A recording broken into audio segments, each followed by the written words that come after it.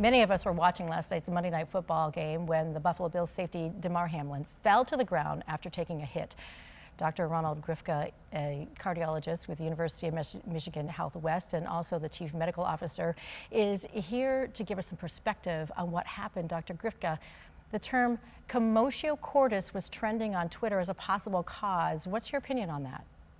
Sure, most likely Commotio Cordis was the cause of Damar's demise yesterday. It's a Latin phrase. It means concussion of the heart. And what happens is, it's an interruption of the normal heart rhythm that occurs as a result from a blow to the chest directly over the heart at a very critical time. There's like 1 or 2 milliseconds where your heart's vulnerable. If you're hitting the chest at exactly that time, exactly the space with enough force, it interrupts the normal heart rhythm. And all of a sudden, your heart, instead of contracting and pumping blood out, goes into cardiac arrest, doesn't pump any blood out, which is why he then passed out and went into cardiac arrest. And they were administering CPR in the field for 9 minutes, is the reports that we're hearing. Of course, we know time is everything in these situations. That seems like a really long time. There's a long time. It goes a nice example of whenever someone does pass out, you want to make sure that you check for a pulse.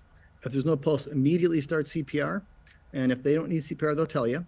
And then get a defibrillator. And for every 1 minute that CPR and defibrillation are delayed, your chance of surviving drops 10%. So again, it's every minute is absolutely crucial to not just recovery, but again, recover with brain function, heart function, and other organs working well.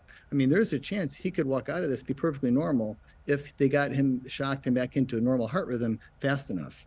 And perhaps that's one of the reasons why they were working so hard on the field for so long. Right, exactly. CPR needs to be started immediately, with the hands-on 100 times a minute to pumping blood to the different organs to make sure that they get perfused and get oxygen. And the reports out of the hospital where Damar was taken says that he's been intubated. Is this protocol for the incidents like this? Sure. For someone who has a cardiac arrest like this, most likely they have him something called the hypothermic protocol. They're going to cool his body temperature down to minimize the amount of energy and oxygen that the brain and other organs need so that they can recover.